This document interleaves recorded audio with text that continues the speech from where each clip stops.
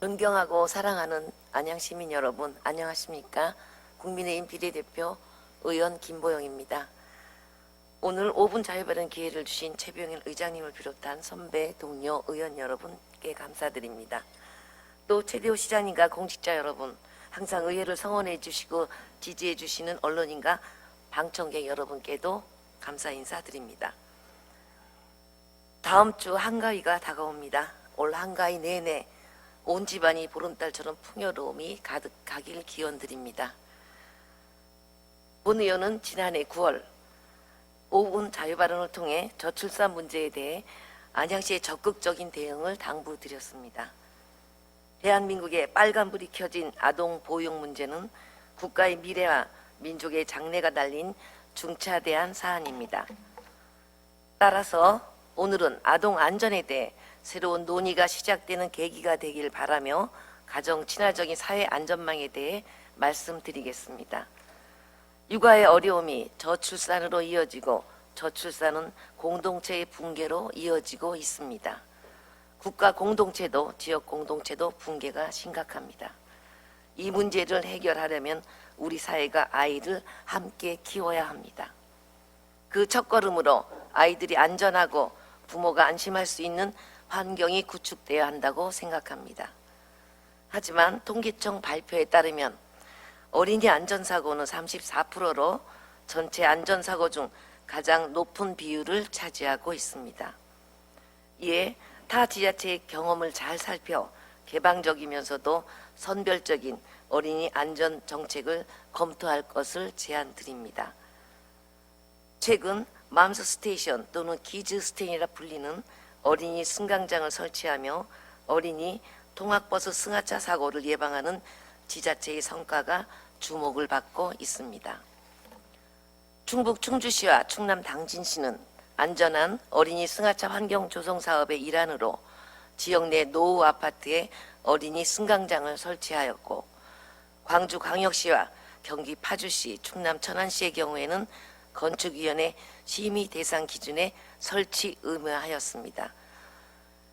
또한 공동주택 단지 내 어린이 승강장 설치를 지원하는 지방보조금 신청 사업을 진행하고 있습니다. 어린이 승강장은 통학버스가 정차 구간에 어린이와 보호자가 안전하게 대기하거나 승하차하도록 마련된 장소입니다. 요즘 건설되는 아파트에는 소위 키즈 스테이션 등으로 불리는 통학 차량 대기 장소를 주민복지시설로 포함해 계획한다고 합니다. 하지만 1990년대 후반부터 일기 신도시 계획으로 지어진 안양시 대부분의 아파트는 어린이 통학 차량 안전 예방 시설이 설치되어 있지 않습니다. 어린이 승강장은 단순한 대기 장소의 개념을 넘어서 전후방 차량과 충돌 사고 예방은 물론 예측 불가능한 기후변화로 인한 폭염, 폭설 등의 재난 피해까지 대비하는 효과가 있습니다. 과거 최대호 시장님께서는 아이들 울음소리가 많이 들릴 수 있는 도시가 되도록 하겠다는 의지를 밝히셨습니다. 또한 어린이 안전사고 예방을 위해 교통사고 사망률 제로화 특화 사업과 노란천사 사업도 시행하였습니다.